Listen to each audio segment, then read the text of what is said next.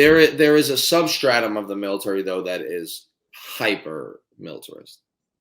So it's not a binary. It's not ones and zeros or X's and O's, But I think there's still value in general in having people who at least know what death is. But Mike Pompeo was never in war. I mean, that's an accident of timing, right? He graduated in '86, he got out in '91, decided he wanted to go with the military industrial complex, which was, lovely, which is, what a certain substratum does. And Mark Esper, I guess, was in the Gulf War, but wasn't in any real combat. But these guys were West Point grads. They still have terrible ideas. The thing that's important to understand about this is, 50% of the people who are senior officers or even mid-level officers, they go into the military industrial complex. They go into strategic consultancy. They end up in this business that perpetuates the war. The other 50% is broken basically into an 80-20. 80% are just apathetic. And I'm speaking from the experience anecdotally of like 300 people that I know that did what I did. About 80% of them, they're just apathetic. They don't ever want to talk about it again. They just want to be left alone. And about 20%, and these are the 50% that don't go into the military industrial complex. Right. The other 20% are like me, where they're like, I have to do something.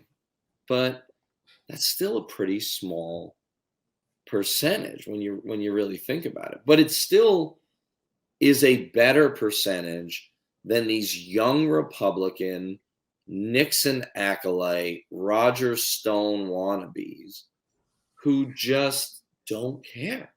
They will send your kids to die and not feel bad about it.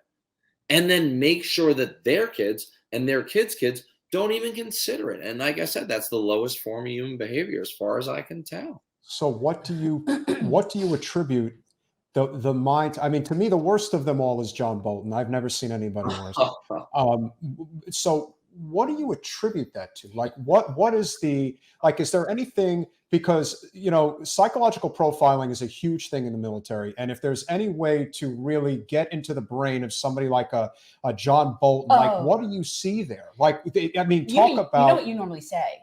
You normally say that these are like very emasculated men that are very insecure. Well, they are. They are. Driven by their insecurities. Driven by their insecurities. And in John Bolton's case, obviously being led by a mustache. I mean, obviously. I mean, but I mean, I think one of the things that strikes me, whether it's in my personal life or public life, like watching and studying this stuff, it seems to me interesting that the men that are and it's men.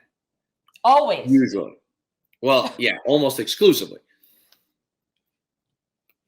Men that are driven by insecurity in their personal life are highly hawkish and highly militarist in their public life.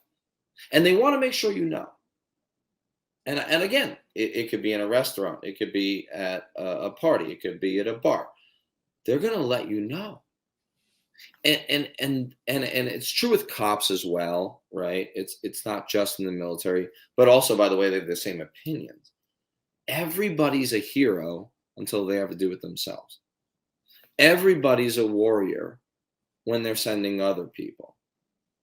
And yet, if you question them on it, even if you were in combat, you think that'll save you? I learned very quick it won't. They'll still call you a coward. My father called me a coward when I was in Iraq, when I told him I was against the war on a satellite phone after 2 of my soldiers had been killed. He's a Republican. I love him. Say that on the air. He said that out loud to me. I could have been dead the next day. I didn't talk to him for a year and a half. But the reason I tell that story is, think about what that implies about like a substratum, a significant substratum of like the men in America. There is a militarist tendency that's underpinning masculinity. And I think that if we don't take a hard look at what toxic masculinity is, in a broad sense, if we don't look at the culture in the United States, forget about the military industrial complex, which, by the way, is wildly important. So don't forget about it. But in this instance, forget about the politics of voting and whether it's bad for Democrats to vote against war because it'll hurt them because they'll look weak. Let's leave all that aside for a moment. If we don't take a hard look at a culture in America that still exists that says that masculinity is tied to violence and that war is the highest form of a man showing his value on this planet, if we don't take a hard look at that, if we don't rework that, if we don't redefine what makes you a man, this will go on and on. Yeah, I appreciate that. We talk about it. Like when you see the horrible, anything that involves like the mass shootings, all of those things in this country, it's always men. And it isn't that women don't have guns and women don't like to shoot guns, because there are women that do that, whatever. But yet that's not where the violence is coming from. It just isn't. So no, there is absolutely a thing there. And I'm not saying it from, and you're not either, from this over woke toxic masculinity thing, but clearly, factually speaking, there's a problem. Absolutely. Yeah. And I don't even consider myself like on that highly, I mean, I hate to even put it this way, but I don't see myself as on this like highly PC, highly woke level. Yeah. But at the same time, like, I guess I am in a way, because like it goes too far sometimes, but there's a reason that it's happening. Like there's real value in it. And I've seen it personally. I mean, I served in these units. I served in recon units where how fast you run and how chiseled your biceps are matter considerably more than the way your brain works, even though as an officer, your ability to plan a tactical operation is way more important. Like I know units where the colonel would call his new lieutenants in when he met him, and instead of asking them like, hey, how would you, just to get a feel for how how you'd be as an officer, how would you plan this next raid?